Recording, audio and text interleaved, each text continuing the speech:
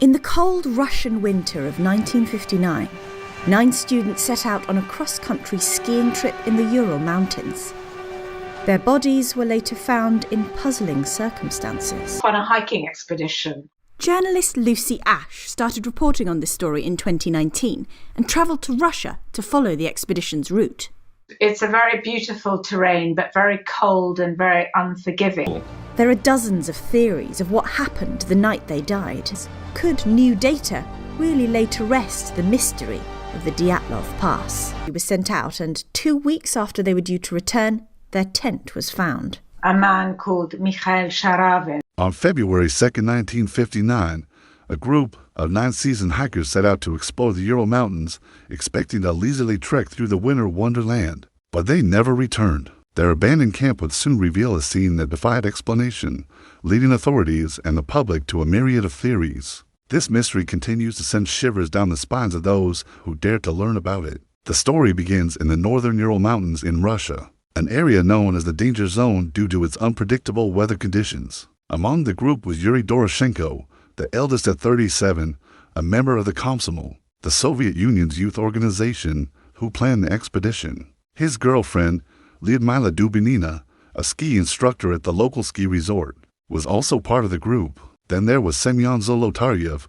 a former soldier, Zina Kolmogorova, a medical student, Nikolai Thabo, another medical student, Yefrosinia Maslenikova, Rustam Sloboda, Lyudmila Koroleva, and George Krivonashenko. These 9 individuals, filled with the thrill of adventure, began their journey. They were well equipped for the harsh terrain, carrying supplies to last them over 10 days and prepared to brave the cold with warm clothing. However, within just 2 days, on February, a violent blizzard struck, causing temperatures to plummet to a bone-chilling -40 degrees Fahrenheit. Forced to take shelter, the group decided to set up camp at an elevation of 1,000 meters. Here, under the cloak of darkness, something unusual occurred. According to survivor George Krivonashenko, the group was awoken in their tent around 1 a.m. by what sounded like screams in the forest. Alarmed, they unzipped the tent to find it was fine and then zipped it back up.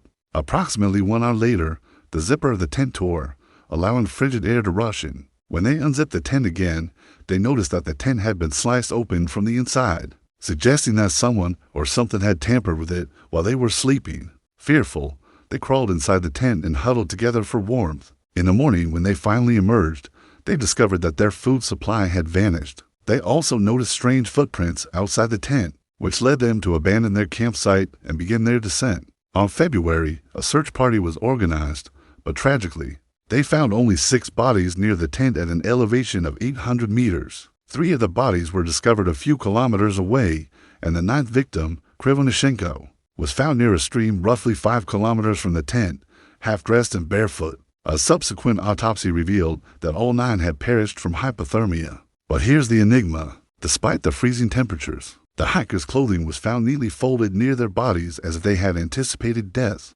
Moreover, several had facial injuries, including one individual who had a skull fracture and another with a missing eye. Some even bore strange marks on their bodies, seemingly inflicted by claws or teeth. As for the tent, it exhibited gashes that appeared to have been made from the inside, suggesting a desperate attempt to escape. Every piece of evidence seemed to offer more questions than answers, leading to a plethora of theories. Let's discuss the most prominent ones. Avalanche theory. One of the initial hypotheses put forward was that the hikers had been killed in an avalanche. However, the discovery of a recently set dining tent and the absence of typical avalanche injuries such as chest trauma and internal bleeding cast doubt on this theory. Additionally, the location of the tent at the foot of a slope, not in a typical avalanche path, further weakens this hypothesis. Theory No. 2. Hypothermia. The most straightforward explanation was that the group succumbed to hypothermia after becoming disoriented and wandering into the wilderness.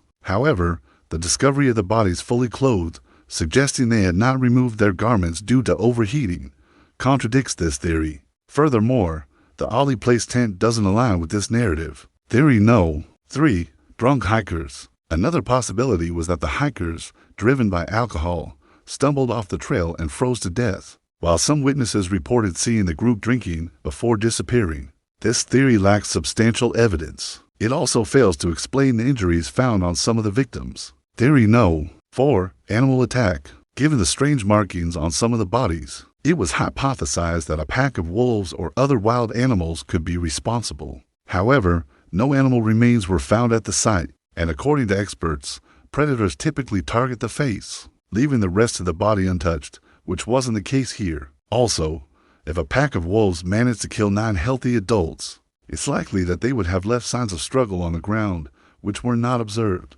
Theory No. 5. Military paratroopers. An intriguing yet controversial theory suggests that the hikers encountered a group of military paratroopers and were subsequently eliminated. According to this theory, the facial injuries were inflicted by rifle butts during the incident. However, this theory lacks concrete evidence. Theory No. 6. Secret weapon tests. Adding a layer of intrigue to the mystery, secret weapon tests conducted by the Soviet military were suspected to be the cause. The idea that the group might have stumbled upon a testing site and become casualties of an experimental weapon or chemical warfare experiment has fueled speculation. Indeed, during the Cold War, the Soviet Union frequently carried out covert military activities in the Ural Mountains, leading to numerous unexplained incidents. Even more intriguing is that the region's indigenous population, the Mansi people, spoke of strange lights and sounds in the sky around the time of the tragedy, hinting at the possibility of extraterrestrial involvement. In 2019, a journalist from a local newspaper in the Urals named David Goryunov embarked on his own investigation into the case. He revisited the Dyatlov Pass and interviewed locals in search of new leads. During his investigation, he came across an individual who shared a remarkable tale. This man, Pavel, had been tending his herd of reindeer in the vicinity of the Dyatlov Pass when he unexpectedly encountered 9 individuals resembling the missing hikers. Disturbed by their appearance, he immediately retreated to his home. The following morning, driven by curiosity, he returned to the spot but found no trace of the group. Shockingly, these sightings were not Pavel's first encounter with the hikers. On another occasion, he had stumbled upon the same group feasting on marinated horse meat. Upon hearing this account, investigators revisited the autopsy reports and made an astonishing discovery. All 9 victims had traces of horse meat in their stomachs. This revelation aligns perfectly with the accounts of the lone witness, providing a significant breakthrough in the case. However, the investigation didn't stop there. They delved deeper into the background of the hikers, uncovering a surprising connection. Notably, they discovered that Lyudmila Dubinina, the girlfriend of the expedition leader, had broken off their engagement shortly before the ill-fated trip. According to rumors, she had intended to leave Yuri for one of her skiing students. What is more intriguing is that Lyudmila had allegedly confided in her friend that she had bribed a railway official to ensure the group's train would be delayed, hoping to use the time to visit her lover in Yekaterinburg. Could this suggest foul play? Was Lyudmila involved in the disappearance of her boyfriend and his companions? The recent testimonies have introduced a new angle to the decades-old mystery, raising questions about whether the fate of the 9 hikers was truly accidental or if a sinister plot orchestrated by Lyudmila lay behind it. If you think you know more about the case, share your thoughts in the comments section below. Like and share this video if you enjoyed it and subscribe for similar content. Thanks for watching. Until next time.